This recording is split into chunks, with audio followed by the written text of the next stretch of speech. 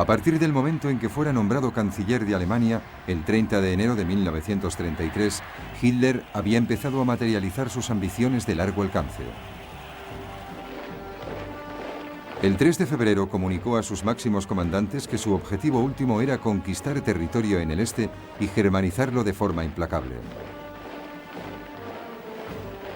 Y recibieron instrucciones para que se preparasen para una expansión generalizada. A pesar de que a Alemania se le había prohibido tener tanques, un tratado secreto con la Unión Soviética en 1923 le había permitido desarrollar diseños de tanques y experimentar con nuevas tácticas móviles blindadas.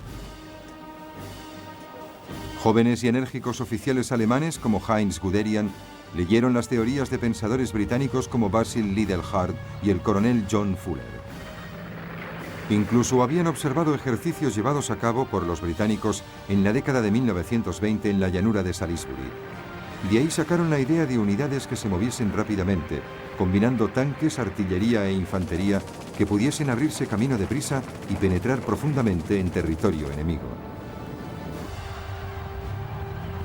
Hitler adoptó entusiasmado sus ideas. El nuevo ejército contaría con 3 divisiones Panzer.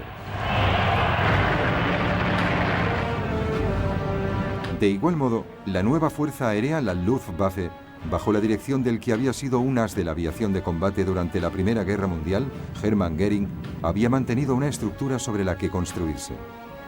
Durante los años en que las fuerzas aéreas habían sido oficialmente prohibidas, Alemania había mantenido su capacidad de diseñar gracias por una parte a la construcción de máquinas civiles y por otra a los clubes de aviación y de vuelo sin motor que proporcionarían una reserva potencial de tripulaciones.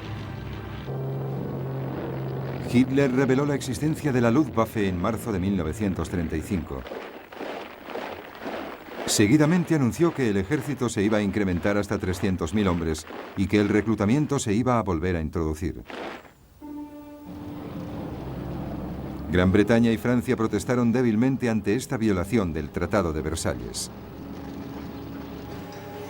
Pero enseguida, y muy a pesar suyo, también empezaron a rearmarse progresivamente.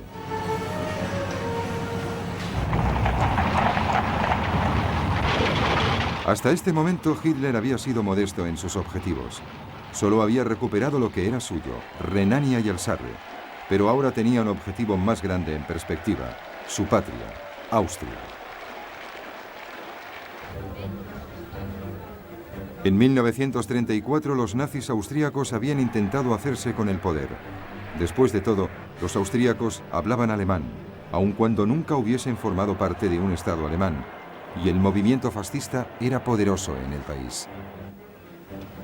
En febrero de 1938 se descubrió otro complot nazi. El canciller austríaco Kurt von Schuschnigg protestó ante Hitler. Hitler respondió exigiendo que Austria dejase de maltratar a los nazis austríacos y se uniese a Alemania. Die Jugend ist uns verschrieben und verfallen mit Leibesfehler.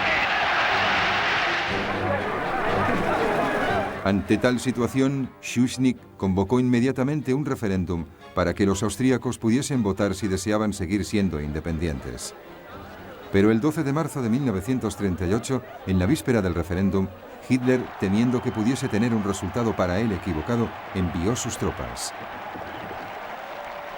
Una total sorpresa y una acogida entusiasta por parte de los simpatizantes nazis hicieron de ella una invasión sin derramamiento de sangre.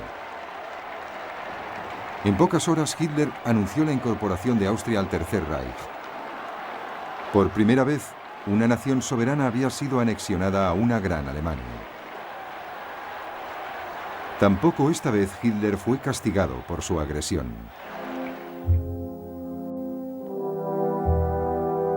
En septiembre de 1938, Hitler se volvió hacia su próxima presa, Checoslovaquia. Una importante minoría germana vivía en el noroeste del país, un área conocida como los Sudetes.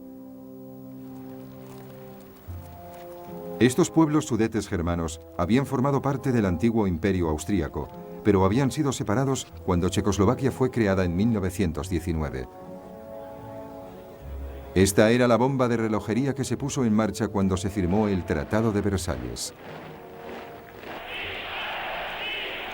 Hitler favoreció las reivindicaciones de autonomía de los Sudetes germanos y después amenazó al gobierno checoslovaco con la fuerza si se negaba a aceptarla. Sin dejarse intimidar, el gobierno checoslovaco ordenó una movilización general y se preparó a resistir. El ejército checoslovaco era numeroso y estaba bien equipado, con imponentes fortificaciones en su frontera con Alemania. Hitler retrocedió. A principios de septiembre, el primer ministro británico, Neville Chamberlain, preocupado ante la inminencia de la guerra, decidió actuar como pacificador.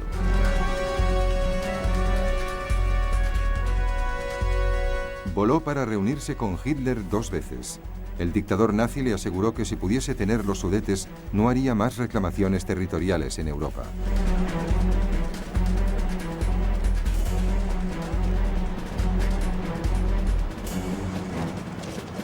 El 29 de septiembre de 1938, en Múnich, con Mussolini actuando como mediador, Francia y Gran Bretaña firmaron un acuerdo por el que los Sudetes eran cedidos a Alemania a cambio de una declaración formal de Hitler en la que éste afirmaba que no tenía más ambiciones territoriales. Chamberlain voló de regreso a Gran Bretaña y mostró el papel que declaró «Garantiza la paz en nuestro tiempo». El 1 de octubre, las tropas alemanas ocuparon los Sudetes y tomaron las fortificaciones fronterizas checoslovacas.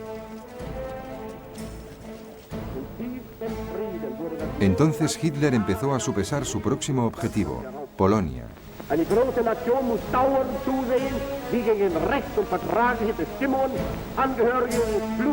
Una vez más, la causa nominal era una minoría germana aislada a consecuencia del Tratado de Versalles. Hitler exigía que el puerto de Danzig volviese a estar bajo control alemán, de tal forma que Prusia Oriental pudiese estar enlazada con el resto de Alemania.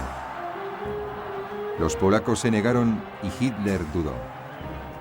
No estaba totalmente preparado para una guerra total y aún tenía temas pendientes con Checoslovaquia. En marzo de 1939, la zona oriental del país, Eslovaquia, que era étnicamente diferente de los países checos, recurrió a Hitler para que le ayudase a conseguir una mayor independencia.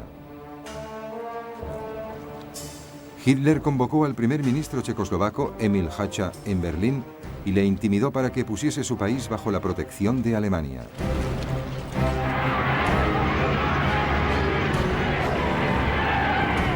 Seguidamente, las tropas alemanas entraron con paso firme en el resto de Checoslovaquia sin encontrar resistencia. La mayor parte del país fue anexionada al Reich. Eslovaquia fue declarada protectorado.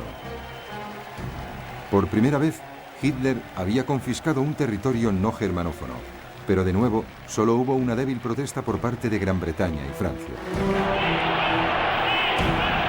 A finales de marzo volvió a repetir su exigencia de que Polonia cediese Danzig. Esta vez Francia y Gran Bretaña declararon claramente que si atacaba Polonia, declararían la guerra. Pero para entonces a Hitler ya le importaba poco lo que hiciesen. Estaba seguro de que serían unos contrincantes débiles e indecisos.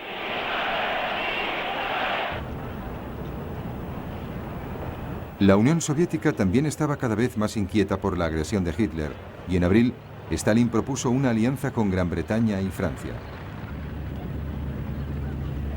Pero las negociaciones no progresaron y finalmente Stalin perdió la esperanza y decidió que existía otra solución a la amenaza alemana.